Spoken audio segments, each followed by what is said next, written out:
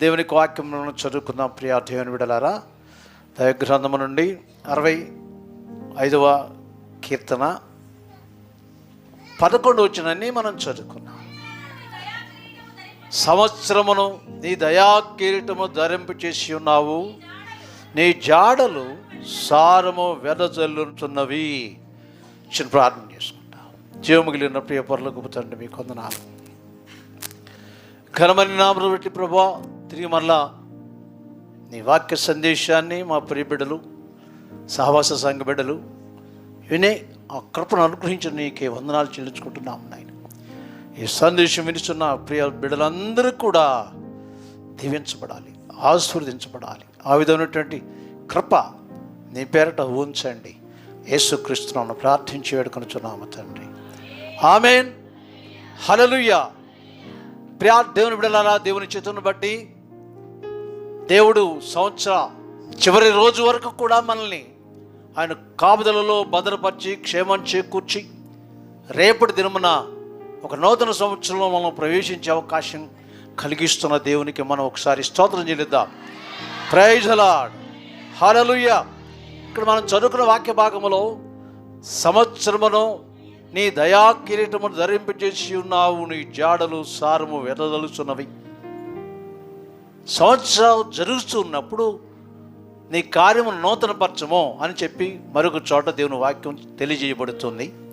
ఇక్కడ చదువుకున్న వాక్య భాగంలో సంవత్సరం దయా కిరీటమును ధరింపు చేసి ఉన్నాం అంటే సంవత్సరం ప్రారంభించుతున్నప్పుడే ఆయన దయ అనేటటువంటి ఆ కృపను అలాగూ పెట్టి ఉంచాడంటే ఆ సంవత్సరం అంతా కూడా దయగలిగిన స్థితి ఉండునట్లుగా దేవుడు అలాగూ చేసి ఉంచాడంటండి. ఇక్కడ రాయబడిన వాటను బట్టి మనం చూస్తున్నాం. దేవుని స్తోత్రం కలుగునుగా. దేవునికి వాక్యములో హబక్కు రాశాడు, యెహోవా సంవత్సరము జరుగుచుండగా నీ కార్యమును నూతనపరచము. చాలండి. ఇక్కడ భక్తుడు పలుకుచున్న మాటలో దేవా సంవత్సరములు జరుగుతూ ఉంటాయి, కానీ సంవత్సరములు జరుగుతుండగా నీ కార్యము నూతనపరచము మనుషుని ఎడలా. దేవుని స్తోత్రం చెప్పండి ఒకసారి. Praise the Lord. ప్రతి ఒక్క జీవిత విధానంలో, ప్రతి ఒక్క వ్యక్తి విధానంలో జీవిత విధానం నూతన సంవత్సరం ఏ విధంగా వస్తుందో అలాగే సంవత్సరం జరిగిపోయింది కనుక మరణ సంవత్సరం వస్తుంది కనుక ఈ సంవత్సరంలో కూడా నీ కార్యం బిడల పక్షం నూతనమైన కార్యములు చేయనట్లు ఒక మార్గము తెరువు అనే మాటను విశదీకరించి వ్రాశారు ఇక్కడ. దేవుని స్తోత్రం కలుగునుగా. Praise the lord. హల్లెలూయా. ప్రియమైన దేవుని బిడ్డలారా, మన యొక్క దినాలు రోజులు జరుగుతున్న రోజులు ఎలాగుంటాయి అనే దాన్ని కూడా దేవుని వాక్యంలో మీకు చూపిస్తూ ఉంటాను. ఏబు గ్రంథంలో ఒకసారి చేయండి. 7 మొదటి వచనం చదవండి. భూమి మీద నరుల కాలము యుద్ధ కాలము కాదా. చాలండి, గమనించండి. భూమి మీద నరుల కాలము యుద్ధ కాలము కాదా అంటాడు. చూడండి పిల్లరా, యుద్ధ కాలము కాదంటే ఖచ్చితంగా యుద్ధం చేస్తూ ఉన్నట్లుగా జీవిస్తూ ఉండాలని అర్థం అన్నమాట. అది భూమి మీద నరుల కాలము యుద్ధ కాలము కాదా. పత్రికలో రాశాడు, ఏలనగా మనం పోరాడనేది శారీరులతో కాదు, లోకనాలతో కాదు, ఆకాశమందు దురాత్మల సమూహముతోనూ లోకనాథులతోనూ శారీరకంగా జీవించు వారితో మనం పోరాడుచూ ఉన్నాము అని చెప్పి. పోరాటం అంటే ఏంటి? యుద్ధమే ఏమా. లోకనాథులతోనూ ఆకాశమందున్న దురాత్మల సమూహముతోనూ మనం పోరాడుచూ ఉన్నాము అంటాడు దేవుని వాక్యములో. కనుక ఇక్కడ ఏమంటాడంటే మన యొక్క నరుల కాలము యుద్ధ కాలము కాదు. అది యుద్ధ కాలం అంటే అర్థం ఏంటంటే ప్రతిరోజు కూడా ప్రతి దినము కూడా మనం జీవిస్తూ నడుస్తున్న సమయంలో పోరాటంతోనే నడుస్తున్నామంట. మొట్టమొదట ఆకాశమందున దురాత్మల సమూహముతోనూ లోకనాథులతోనూ శరీరులతోనూ మనం పోరాడుతూ ఉన్నాం. ప్రభు స్తోత్రం కలుగునుగాక. Praise the Lord. నిజంగా ప్రార్థనకి వెళ్తాం. ఏమో ప్రార్థనకి వెళ్తాం, నీకు ఒక్కదానికే వచ్చేసిందా ఏంటి ప్రార్థన, నీకు ఒక్కదానికే వచ్చిందా ఏంటి భక్తి? ఇదే పోరాటం అంటారా లేదా? అంటారా లేదండి? వీళ్ళందరూ ఎవరు? లోకనాథులు. మాటలను జయించి ఆ యొక్క తత్వాలను జయించి మనం జీవిస్తూనే ఉంటాం. ఆత్మీయ జీవితంలో దేవుని పక్షంగా జీవిస్తూ ఉంటాం. ప్రభు స్తోత్రం కలుగునుగాక. కనుక ప్రియ దేవుని బిడ్డలారా, దేవుడు తన చిత్తమును బట్టి సంవత్సరములకు ఏమిచ్చాడు అని చెప్పంటే ఆయన దయాకిరీటమును ధరింపు చేసి ఉన్నాడు. ప్రభు స్తోత్రం కలుగునగా. Praise the lord. దేవుని వాక్యములో ఈ రాబో సంవత్సరంలో దేవుడు తన చిత్తం బట్టి మన పక్షంగా ఎలాగ ఉంటాడు, ఏ స్థితిలో ఉంటాడు అనే దాన్ని ఖచ్చితంగా నీకు వాక్యాన్ని బట్టి మీకు చూపిస్తూ ఉంటాను. దేవుని వాక్యం యెషయా గ్రంథము తీయండి, 43వ అధ్యాయము 2వ వచనం ఒకసారి చూడండి. నీవు, స్తోత్రం చెప్పండి ఒకసారి, నీవు జలములలో పడి దాటినప్పుడు నేను నీకు తోడై ఉందును. నదులలో పడి నీవు వెళ్ళినప్పుడు అవి నీ మీద పొర్లి పారవు. నీవు అగ్నిలో పడి నడిచినను కాలిపోవు, జ్వాలలు నిన్ను కాల్చవు. ప్రభు స్తోత్రం కలుగునగా. Praise the lord. ఒక చక్కని మాటను మనం చూస్తూ ఉన్నాం. అభయమిస్తూ ఉన్నాడు దేవుడు, యాకోబుతో మాట్లాడుతూ ఉన్నాడు అన్నమాట. ప్రారంభోచన మనం చూస్తే, అయితే యాకోబు ఇశ్రాయేలు నిన్ను నిర్మించిన వాడు ఇలాగూ సెలవిచ్చుచున్నాడు. దేవుని స్తోత్రం కలుగునుగా. నేను నిన్ను విమోచించి ఉన్నాను, భయపడకుము. పేరు పెట్టు నిన్ను పిలిచి ఉన్నాను. దేవుని స్తోత్రం. చూడండి ఇక్కడ, భయపడకుము, చక్కని మాట. ఆ మాట మరొకసారి మెన్షన్ చేయమ్మా. నేను నిన్ను నిర్మించి ఉన్నాను, నేను నిన్ను విమోచించి ఉన్నాను, అది భయపడకము. నేను నిన్ను విమోచించి ఉన్నాను, భయపడకము. దేవుడు మనలను ఆయన చిత్తంలో ఆయన పక్షంగా నడిపించు, ఆయన దగ్గరికి చేర్చుకుని ఉన్నాడు. అంటే మనల్ని ఆయన బిడ్డగా చేశాడు కనుక ఇప్పుడు మనకేం ఇస్తున్నాడు చెప్తున్నాడు అని చెప్పంటే భయపడొద్దు. ఎప్పుడు అని చెప్పండి, ఈ సంవత్సరం చివరి దినం వరకు కూడా భయపడవసరం లేదు. ఈ సంవత్సరాంతం కూడా నేను నీకు తోడుగా ఉంటాను, భయమేం అవసరం లేదు. దేవుని స్తోత్రం కలుగునగాక అనే వాగ్దానం మనతో మాట్లాడుతుంది దేవుని వాక్యం. ప్రభు స్తోత్రం కలుగునగాక. నీవు నా సొత్తు. ఇంకొక మాట, చక్కని మాట, నీవు నా సొత్తు అంటే దేవుని యొక్క వాక్యములో దేవుని సొత్తు అయిన ప్రజలై ఉన్నారు అని చెప్పి పత్రికాకారుడు రాస్తూ ఉన్నాడు. ఇక్కడ యాకోబుతో దేవుడు మాట్లాడుతున్నాడు, నీవు నా సొత్తు అని అంటాడు. అంటే మనం ఏమై ఉన్నాము అని చెప్పంటే ఆయన యొక్క ఆస్తి అయి ఉన్నాం. సొత్తు అంటే ఏంటి? ఆస్తి. దేవుని యొక్క వాక్య ప్రకారంగా మనం ఆలోచిస్తే సొత్తు అనే మాటకు అర్థం ఆస్తి అని. మనం అంటే ఆయనకు ఆస్తి అయి ఉన్నాం అన్నమాట. దేవుని స్తోత్రం కలుగునుగా. మన ఆస్తిని మనం ఏ విధంగా కాపాడుకుంటామో అలాగే ఆయన సొత్తు అయిన ప్రజలైన మనల్ని కూడా ఆయన దాస్తూ ఉంటాడు, కాపాడుతుంటాడు, భద్రపరుస్తూ ఉంటాడు, సహాయం చేస్తూ ఉంటాడు. ఏది కావాలని మనం ఏదైతే కోరుకుంటామో, మనం ఏదైతే అడుగుతుంటామో, మనం ఏది కావాలని చెప్పి దేవుని పక్షంగా ఆయన సాన్నిధ్యంలో మోకరించి అడుగుతుంటామో వాటన్నిటికీ జవాబు ఇచ్చి సహాయం చేస్తూ ఉంటాడు ఆయన. ప్రభు స్తోత్రం కలుగునుగా. Praise the lord. యాకోబు జీవితంలో దేవుడు పిలిచాడు కదా, ఆ పిలుపు నుండి బయలుదేరాడు. దేవుని స్తోత్రం కలుగునుగా. వాక్య విధానం మనం ఆలోచిస్తే పాపం యాకోబు దేవుని చిత్తును బట్టి ఉన్న స్థానం నుండి పదనాలను బయలుదేరి వెళ్ళిపోతూ ఉన్న కాలంలో అడవిలో పండుకొని ఉన్నాడు. తలగడకు రాయి పెట్టుకున్నాడు. నిద్రపోతూ ఉన్న సమయం ఒంటరిగా ఉన్నాడు. నిజంగా మనం ఆలోచిస్తే ఆయన బయలుదేరిన ప్రదేశం, ప్రాంతం, ఆ ప్రయాణంలో ఒంటరిగా ఉండి నిద్రపోతూ ఉన్నాడు కదా, రాయి పెట్టుకుని తలగడగా. ఒక్కడగా ఉన్నప్పుడు ఎంత భయం ఉంటుంది కదా. మనం ఒక్కడగా ఉన్నప్పుడు భయం ఉంటుందా? అందులో రాత్రికాల సమయంలో ఇంకా అంతకంటే భయం ఉంటుంది. మరి యాకోబుకి ఎందుకు భయం లేదు తెలుసా? యాకోబు చిన్నతనం నుండి సాధువై జీవిస్తూ ఉండి దేవుడంటే విశ్వాసం కలిగి నడుస్తూ ఉన్న స్థితి అన్నమాట. యాకోబు యొక్క తల్లి తనకు నేర్పిన భక్తి విధానం అన్నమాట. ప్రభు స్తోత్రం కలుగునగాక. Praise the lord. యాకోబు మాట వినేవాడు, తల్లి మాట, తండ్రి మాట జవాబు తాటేవాడు కాదు. గృహంలో ఏ పనైనా చేస్తూ ఉండేవాడు, గృహం దాటి వెళ్ళేవాడు కాదు. రెండో కుమారుడు ఏట ఆడుతూ నేర్పి అరణ్యవాసిగా ఉన్నాడు అన్నమాట. పెద్ద కుమారుడు ఏశావు అలాగ ఉన్నాడు. యాకోబు సాధువై ఉన్నాడు అన్నమాట. సాధువై గుడారములలో జీవిస్తూ ఉన్నారు. అందుకని తల్లి నేర్పిన పరిపూర్ణ విశ్వాస శక్తి కలిగి ఉన్నాడు. దేవుడు ఎదురుగా ఖచ్చితంగా మాట్లాడతాడయ్యా, మీ నాన్నగారితో దేవుడు మాట్లాడాడు, మీ తాతగారితో దేవుడు మాట్లాడాడు నేర్పిందనమాట. అందుకని బయలు వెళ్ళేటప్పుడు ఎన్ని జాగ్రత్తలు ఇద్దరు చెప్పారో, ఆ జాగ్రత్తలు చెప్పిన తల్లి తండ్రుల యొక్క మాట, దేవుడు ఉన్నాడు కనుక ఎక్కడో నీకు సహాయంగా ఉంటాడు అని చెప్పారంట. ఆ మాటను బట్టి పండుకుని ఉన్నాడు. పర్లేదు, నా దేవుడు ఉన్నాడుగా, నాకేం భయం లేదన్న ఆ స్థితిలో పడుకున్నాడు. దేవుడు ఖచ్చితంగా దర్శించాడు అన్నమాట. ప్రభు స్తోత్రం కలుగునగా.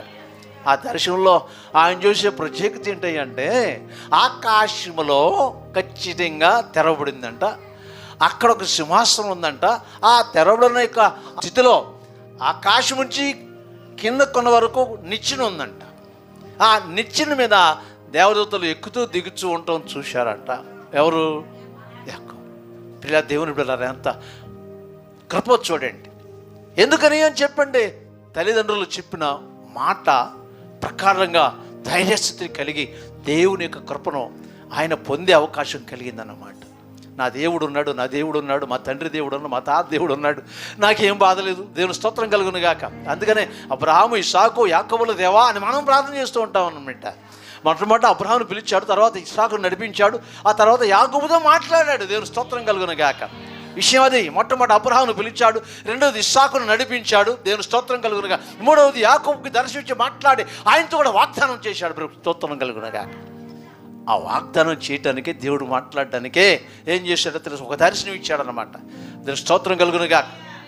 మన పాటలో ప్రాముఖ్యత అదే. బేతేలులో నీవు యాకోబుతో దర్శనమే నన్నా దేవుడా, బేతేలులో నీవు యాకోబుతో దర్శనమే చిన్న దేవుడా, నీతో ఉంటానని, నీ వెంటే వస్తానని, నీతో ఇస్తానని, గొప్ప చేస్తానని వాగ్దానమి చిన్న దేవుడా, వాగ్దానమి చిన్న దేవుడా. ఆమేన్, హల్లెలూయా. దేవుడు ఆ విధంగా తన చిత్తమును బట్టి యాకోబుకు చక్కని వాగ్దానం ఇస్తూ ఉన్నాడు. దర్శనములు దేవతలు ఎక్కి దిగి వస్తూ ఉండగా, ఎక్కుతూ ఉన్నాయంట, మళ్ళీ కిందకి దిగుతూ ఉన్నాయంట. కానీ విచిత్రం ఏంటంటే, నిచ్చెన మాత్రం ఆకాశమునకు భూమికి మధ్యలో ఉందంట. అంటే నిచ్చెన మనం ఏదైనా ఒక దాని మీద ఆధారంతో ఉంటే దాని మీద ఎక్కుతాం మనం. అలాగే నిచ్చెన ఈ భూ కొన మీద ఉండగా, ఆ నిచ్చెన మరలా ఆకాశ కొన మీద ఉందన్నమాట. అర్థమైందేనా? అలాగే నిలబెట్టి ఉంది. దేవుని స్తోత్రం చెప్పండి. నిచ్చెన కింద వేసి ఉంటాం మనం వాడుకోవటానికి, కానీ వాడుకోవటానికి వేసిన నిచ్చెన కింద వేస్తాం. తర్వాత ఎక్కడికైతే మనం ఎక్కాలనుకుంటామో ఆధారం పెట్టుకుని అక్కడికి కింద జరగకుండా పెట్టుకుని దాని మీద ఎక్కుతూ ఉంటాం అన్నమాట. అలాగే యాకోబు చూసిన నిచ్చెన ఎంత కృపతో కూడిందో ఒకసారి ఆలోచించండి. ఆకాశం ఎంత ఎత్తు ఉంటుందో, చాలా వేల మైళ్ళు ఆకాశం ఉందన్నమాట. ఇక్కడ భూమి మీద ఒక కొన ఉంటే, ఆ తర్వాత ఆకాశానికి అంటుకుని ఒక కొన ఉందన్నమాట. ఏది? నిచ్చెన. దేవుని స్తోత్రం కలుగునుగా. నిజంగాను ఎంత ధన్యుడో ఎవరో తెలుసా? యాకోబు. అంత విచిత్రమైనటువంటి నిచ్చెనను చూడగలిగాడు. ప్రభు స్తోత్రం కలుగునుగా. భూమి నుండి ఆకాశం ఇన్ని వందల వేల మైళ్ళు ఉంది అని చెప్పి శాస్త్రజ్ఞులు చెబుతూ ఉన్నారు.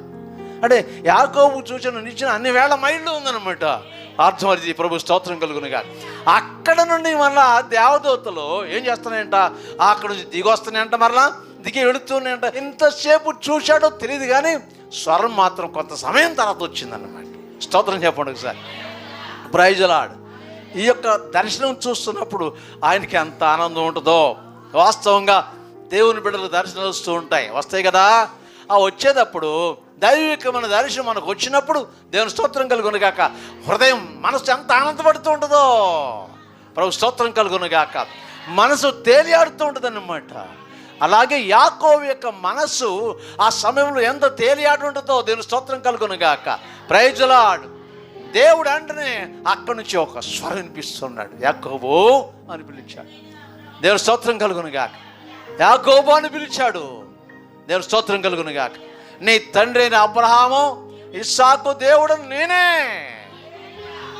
భయపడొద్దు, భయపడొద్దు. ఇదిగో నువ్వు ఎక్కడికి వెళ్తున్నావు నాకు తెలుసు, వెళ్ళుచున్న ఈ మార్గములో, అలాగే ఉంది కదా వాక్యం, వెళ్ళుచున్న ఈ మార్గములో నేను నీకు తోడై ఉంటా. ప్రభు స్తోత్రం కలుగునుగా. అలాగే దేవుని చిత్తాన్ని బట్టి ఈరోజు మనం దేవుని నామ మహిమార్థముగా నూతన సంవత్సర సందేశాన్ని వింటూ ఉన్నాం కనుక రాబో ఈ సంవత్సరంలో కూడా దేవుడు ఏం చేస్తాడంట, తోడుగా ఉంటాడంటే దేవుని స్తోత్రం కలుగునుగాక. Praise the Lord. ప్రతి కుమార్తెకు, ప్రతి కుమారుడికి, ప్రతి కుటుంబానికి కూడా ఆయన ఖచ్చితంగా ఈ సంవత్సర చివరి రోజు వరకు కూడా 2024 ఈ సంవత్సరం చివరి రోజు వరకు కూడా దేవుడు ఆ విధంగానే తోడుగా ఉంటాడు. ప్రభు స్తోత్రం కలుగునుగాక. నేను నీకు తోడై ఉందును. తర్వాత ఏమన్నాడు, నువ్వు ఎక్కడికి వెళ్తున్నావో ఆ వెళ్ళే అన్ని స్థలాల్లో కూడా నీతో కూడా ఉంటాను అని అన్నాడు. వెళ్ళే మార్గంలో తోడుగా ఉంటాను మొట్టమాట. నీవు ఎల్లు ప్రతి స్థలములో నీకు తోడుగా ఉంటాను. ప్రభు స్తోత్రం కలుగునుగాక. ఇదండి విషయం. ప్రభు స్తోత్రం కలుగును.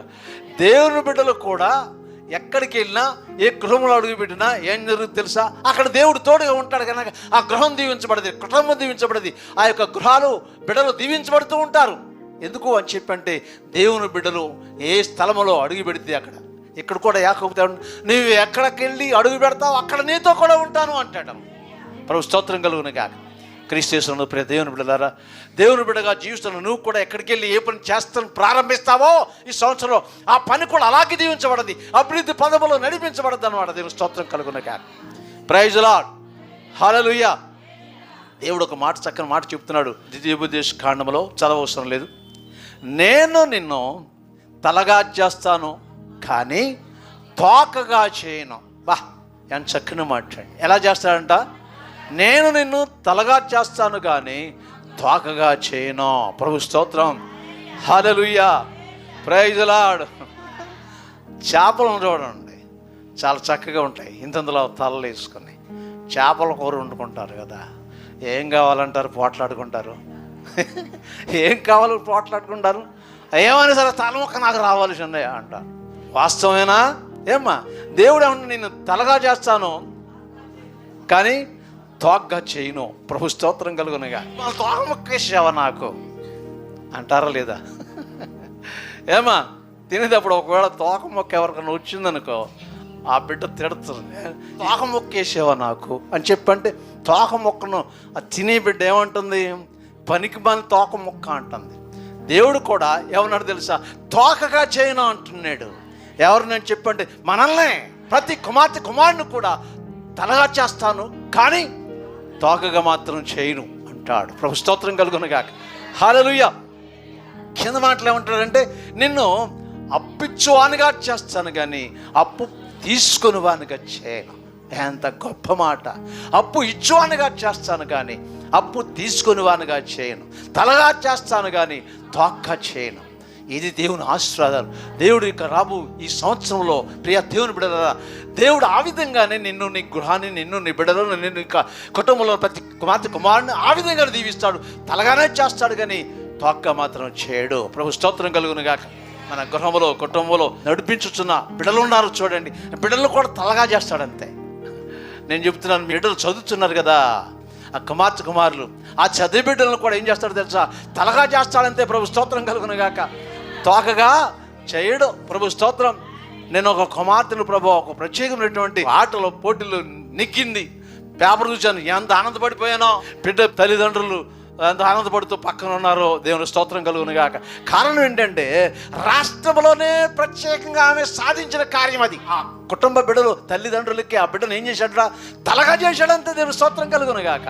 హల్లెలూయా. వారు పేదవారే కానీ కష్టపడి చదివించారు. ప్రభుత్వం తోడ్పాటు అయింది. ఆ తర్వాత ఆమె యొక్క జ్ఞానం గొప్పది. ప్రభు స్తోత్రం కలుగునుగా.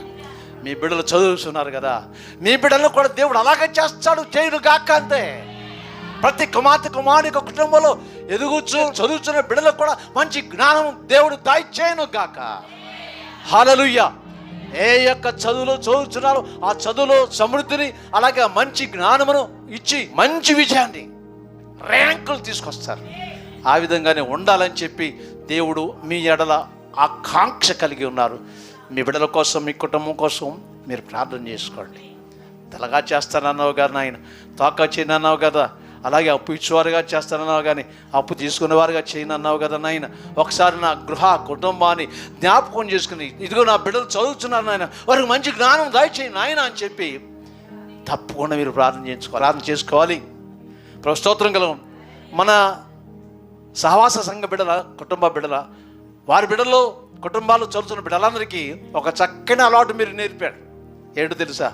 పరీక్ష బయలుదేరారనుకో ఫోన్లు ప్రార్థన చేయించుకుంటారు. నాయన ఈరోజు ఫలానా పరీక్ష ప్రార్థన చేయండి అయ్యగారు అని చెప్పి ప్రార్థన చేసిన తర్వాత వందనాలు అయ్యగారు అని చెప్పి అంటూ ఉంటారు. నా ప్రియ బిడ్డలు, దేవుని స్తోత్రం కలుగును గాక. వారు చదువుతూ ఏ పరీక్షకైతే బయలుదేరి ఎడుచు ఉంటారో ఆ పరీక్ష కోసం ఖచ్చితంగా ప్రార్థన చేయించుకుంటూ ఉంటారు. నా ప్రియ బిడ్డలు, కుటుంబాల్లో ఎదుగుచున్న బిడ్డలు, చదువుతున్న బిడ్డలు ఆ విధంగా ఉండండి. దేవుని స్తోత్రం కలుగునుగాక. అలాగో ఆ గృహ కుటుంబాలకు చదివే చదువులో ఆశీర్వాదం వస్తుంది, జ్ఞానం వస్తుంది, దీవెన వస్తుంది అనమాట. ఎందుకు అని చెప్పండి, దైవజనుని ప్రార్థన ఆ బిడ్డకు శాశ్వత శక్తి అనుగ్రహించడే కాక జ్ఞానాన్ని సమకూర్చుది. అంతే, జ్ఞానాన్ని సమకూర్చుది. రెండవది ఏంటి తెలుసా? ఏ ప్రశ్న కొరకైతే వారు ఆలోచిస్తూ ఉన్నారో దేవుడు జ్ఞానాన్ని సమకూర్చుతాడనమాట. ఆ ప్రశ్నకు అర్థమును వెంటనే దేవుడు ఏం చేస్తాడు తెలుసా? జ్ఞాపకం చేస్తాడనమాట. కారణం దైవజనుని ప్రార్థన ఉంటుంది. దేవుని స్తోత్రం కలుగునుగాక. కనుక ప్రియ దేవుని బిడ్డలారా, ఈరోజు దేవుని వాక్యం మనం నేర్చుకుంటున్నాం. సంవత్సరములకు ఆయన ఏం చేస్తాడంట? ఆయన దయాకిరీటాన్ని ధరింపచేసి ఉన్నాడంట. ప్రభు స్తోత్రం కలుగునుగాక. అలాగే మన గృహాలకు, మన కుటుంబాలకు, మన యొక్క జీవిత విధానానికి ఆయన దయ అనేటటువంటి ఒక చక్కని కృపను మన మీద ఉంచి ఉన్నారు. మర్చిపోవద్దు. ప్రభు స్తోత్రం కలుగునుగాక. అలాగే యాకోబు జీవితంలో చక్కని అవకాశం కలిగింది. ఆయన మార్గంలో దేవుడు తోడుగా ఉండటే కాక చక్కని దర్శనాన్ని ఇచ్చి మాట్లాడుతూ ఉన్నాడు. ఇదిగో నేను మొట్టమొదట నీ తండ్రి నా అబ్రహాము దేవుణ్ణి, అలాగే ఇస్సాకు దేవుణ్ణి, ఆ తర్వాత నీ దేవుణ్ణి కూడా. నీ వెళ్ళుచున్న ఈ మార్గంలో తోడుగా ఉంట. మొట్టమొదట నువ్వు ఎక్కడ అడుగు పెట్టినా సరే నేను ఆశ్రయిస్తానని అడుగు పెట్టిన స్థలాన్ని, ప్రాంతాన్ని. అందుకే దేవుని స్తోత్రం కలుగున. మాంగారు ఇంటికి వెళ్ళాడు కదా, మాంగారు గృహం అంట అభివృద్ధి వచ్చేసిందంట. ఎప్పుడైనా అభివృద్ధి వచ్చిందంట, ఎంతో గొప్ప అభివృద్ధి వచ్చిందంట. అతనికి అనుమానం వచ్చింది, ఇంత అభివృద్ధి నేను పొందడానికి అసలు కారణం ఏంటి అని చెప్పి అనుకున్నాడంట. అతడు అన్యుడై ఉన్నాడు కనుక, దేవుని యొక్క కృపాశక్తి తెలియదు కనుక అతడు దగ్గర నుంచి చూసి వాళ్ళ దగ్గరికి పోయాడు అనమాట. అక్కడికి పోయి అడిగించుకున్నాడు, నేను చాలా అభివృద్ధి పరచబడుతూ ఉన్నాను, కానీ ఇంత అభివృద్ధి నాకు రావడానికి గల కారణం నా విషయమా, నా బిడ్డల విషయమా, ఏం చోట నాకు అర్థం రావట్లేదు, చెప్పండి అని చెప్పి అడిగితే, నిన్ను గురించి కాదు, నీ బిడ్డల గురించి కాదు, కానీ నీ గృహంలో నీ అల్లుడు ఉన్నాడే, ఆయన అడుగు పెట్టాడు కనుక నీ గృహం దీవించబడింది. ప్రభు స్తోత్రం. నీ గృహం అభివృద్ధి పరచబడింది. ఇది ఎక్కడ దేవుడు చెప్పాడు తెలుసా? యాకోబుకి ఎక్కడ చెప్పాడు? అరణ్యంలో చెప్పాడు అన్నమాట. నీవు అడుగుపెట్టు ప్రతి స్థలాన్ని నేను పరిశుద్ధపరుస్తా, దీవిస్తానన్నాడు. దేవుని స్తోత్రం కలుగునుగాక. అందుకని ఆ గృహంలో ఆయన అడుగు పెట్టంగానే గృహమే దీవించబడింది, కుటుంబమే దీవించబడింది, వారి వ్యాపారం దీవించబడింది, వారి పనివారు దీవించబడారు, బిడ్డలు దీవించబడారు. ఎంతో అభివృద్ధి. దేవుని స్తోత్రం కలుగునుగాక. నిన్ను బట్టి తర్వాత అంటాడు, నేను వెళ్ళిపోతా, నేను నాకు తండ్రి గృహాన్ని దగ్గరికి వెళ్ళాలి అని చెప్పి యాకోబు అంటుంటే అప్పుడు చెబుతున్నాడండి ఎవరు? మాంగారు, బాబు నువ్వు వెళ్ళొద్దు, ఎందుకు వెళ్ళొద్దు అన్నావు అంటే అన్నాడు, నిన్ను బట్టి నీ దేవుడు నన్ను ఆశ్రయించాడయ్యా. మన దేవుడు ఆశ్రయించు దేవుడు. నేను స్తోత్రం కలుగునుగాక. హల్లెలూయా. దేవుడు యేసే దేవుడు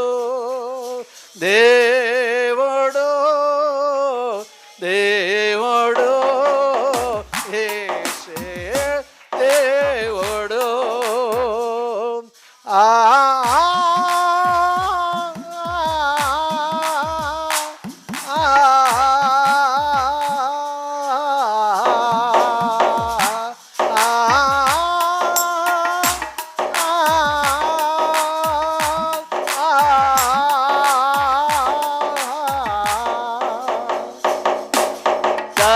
తరతరాలలో యుగ యుగాలలో దేవుడు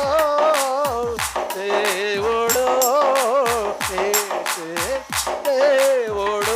ఆమేన్. యేసయ్య దేవుడు దేవుడు దేవుడు.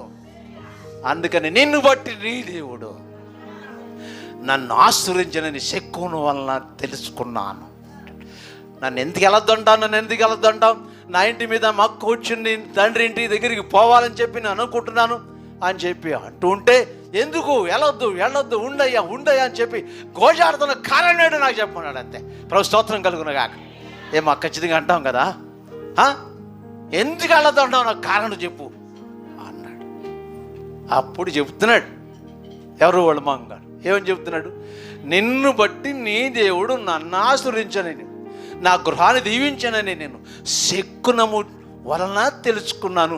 అందుకని నువ్వు ఉంటే నా గృహం దీవించబడదయ్యా, నువ్వు ఉంటే నా కుటుంబం దీవించబడదయ్యా, ఉండు యాకోబో ఇక్కడే ఉండు నాయనా అని చెప్పి బ్రతిమలాడుకుంటున్నాడు ఒక అన్యుడు. దేవుని స్తోత్రం కలుగును గాక. మన దేవుడు ఆశ్రయించే దేవుడు. గుర్తుపెట్టుకోండి, మన దేవుడు దీవించే దేవుడు, మన దేవుడు అభివృద్ధిపరిచే దేవుడు. దేవుని స్తోత్రం కలుగును గాక. మన దేవుడు సహాయం చేసే దేవుడు, మన దేవుడు ఆరోగ్య స్థితిని సమకూర్చే దేవుడు. దేవుని స్తోత్రం కలుగును గాక. ప్రతి అవసరమును తీర్చే దేవుడు. ప్రభు స్తోత్రం కలుగును గాక. హల్లెలూయా. ప్రతి అవసరాన్ని తీర్చే దేవుడై ఉన్నాడు మన దేవుడు. దేవుని స్తోత్రం కలుగును గాక. కనుక ఈరోజు దేవునికి వాక్యం ఇచ్చిన ప్రియ దేవుని కుమారులారా, దేవుడు మనల్ని ఒక ప్రత్యేకమైన సంవత్సరంకు నడిపింపుచూ ఉన్నాడు. 24వ సంవత్సరం. ఆ సంవత్సరంలో ప్రత్యేకమైన దీవెన ప్రతి కుటుంబానికి దేవుడు అనుగ్రహించును గాక. ఆ గృహ కుటుంబాలను దీవించును గాక. ఆ గృహ కుటుంబాలు చేసిన పనులు దీవించబడును గాక. అలాగే ఆ గృహ కుటుంబాలు చేసిన నూతన పనులు అభివృద్ధిలో ముందుకు నడిపించబడును గాక.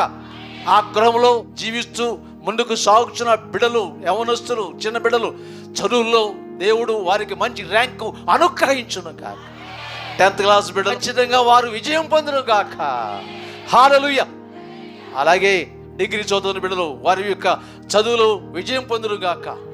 ఆమెన్. ఇంజనీరింగ్ చదువుతున్నటువంటి బిడ్డలు దేవుని స్తోత్రం కలుగును గాక. అలాగే ఇంజనీరింగ్ చదువుతున్న బిడ్డలందరూ కూడా ఆ యొక్క చదువులో ఆఖరి సంవత్సరం చాలామంది ఉన్నారు ఇంజనీరింగ్లో. దేవుని స్తోత్రం కలుగును గాక. ఆ మంచి ర్యాంకుతో ఖచ్చితంగా పాస్ అవ్వాలి. ప్రభు స్తోత్రం కలుగును గాక. అలాగో దేవుడు చేయును గాక. పీజీ చదువుతున్న బిడ్డలు ఉన్నారు. దేవుని స్తోత్రం కలుగును గాక. వారు కూడా దేవుని చిత్తను బట్టి ఆ చదువులో కూడా మంచి ర్యాంక్ వచ్చును గాక. ప్రభు స్తోత్రం కలుగును గాక. ఈరోజు దేవుని వాక్యం ఇచ్చిన ప్రియ దేవుని బిడ్డలారా, మీరు చేసిన పనులకు దేవుడు సహాయం ఉంటుంది, మీరు చేసిన వ్యాపారాలకు దేవుడు సహాయం ఉంటుంది, మీరు చేసిన వ్యవసాయ పనులకు దేవుడు సహాయం ఉంటుంది. మీ వ్యవసాయ పనులు కూడా దీవిస్తూ ఉంటాడు. ఈ సంవత్సరంలో స్థలం లేని బిడ్డలకు స్థలం ఇవ్వబోతున్నాడు. అలాగే గృహాలు కట్టుకోవాలని చెప్పి ఆలోచన కలిగిన ప్రతి ఒక్క వ్యక్తి యొక్క ఆలోచన దేవుడు నెరవేర్చబడును గాక. మీ యొక్క ఆలోచన దేవుడు నెరవేర్చే చక్కని గృహాలు మీరు కట్టుకొనును గాక. అలాగే ఇంటర్ చదువుతున్న బిడ్డల విషయంలో కూడా దేవుడు విజయాన్ని చేకూర్చును గాక. ఈ ప్రార్థన చేసుకుందాం. జీవమిగిలిన ప్రియ పరలోకపు తండ్రి, గొప్ప దేవుడు, మేము ఏమై ఉన్నామో మీ చిత్తం వలన మీ యొక్క శాశ్వత కృపతో నీ యొక్క అనుగ్రహం పొంది ఉన్నాం అని మేము ప్రతి బిడ్డ నమ్ముచున్నాడు. ఈ వచ్చుచున్న సంవత్సరంలో 24వ సంవత్సరంలో బిడ్డల పక్షముగా ప్రార్థిస్తుండగా తగిన కృపాధరణ, నూతన సంవత్సర ఆశీర్వాదాలు బిడ్డల గృహాలు, కుటుంబాలు సమృద్ధిగా అనుగ్రహించబడును గాక. సహాయ చేయనైనా. అలాగే తండ్రి, శనిలోని ప్రతి కుమారుని మీరు దీవించండి. శారీరక బలను మీరు ముట్టి మీ రక్తంలో కడిగి సంపూర్ణ ఆరోగ్యము దాయిచేయండి నాయన. అలాగే నాయన మీ చిత్తును బట్టి గత వారం నీ హస్తము చాటును దాచి కాపాడి భద్రపరిచిన నేను ప్రేమకి వందనాలు చేస్తూ మరొక వారంలో నీ సన్నిధిలోకి వచ్చి నిన్ను స్తుతించే వరకు కూడా నీకు కాపుదల దయచేసి సహాయం చేసి ప్రత్యేక దీవెన దయచి మాకున్న సహవాస సంఘాలని మీరు జ్ఞాపకం చేసుకోండి నాయన. ఈ స్థానిక సంఘం, అలాగే మలవిల్లులోని సంఘ సహవాస బిడలు, దైవజనులు, నాయన నరసంపాలు సంఘ సహవాస బిడలు, దైవజనులు, మందిరాలు మీరు ఆశీర్వదించండి, దీవించండి. అభివృద్ధి పదవులు ఆ మందిరాలు కూడా ముందుకు నడునట్లు తగిన సహాయం దాచి నాయన కృప చూపించు. యేసుక్రీస్తును ప్రార్థించి వేడుకొనుచున్నాము తండ్రి. ప్రభువైన యేసుక్రీస్తు కృప, తండ్రి దేవుని ప్రేమ, పరిశుద్ధాత్మ దేవుని సహవాసాన్ని మనకును ప్రభువును పెంచబడకు సదా తోడై ఉండి నడిపించును గాక. ఆమేన్. యేసు రక్తమే జయం, శిలువ రక్తమే జయం, యేసు నామమునకే జయము కలుగును గాక. ఆమేన్.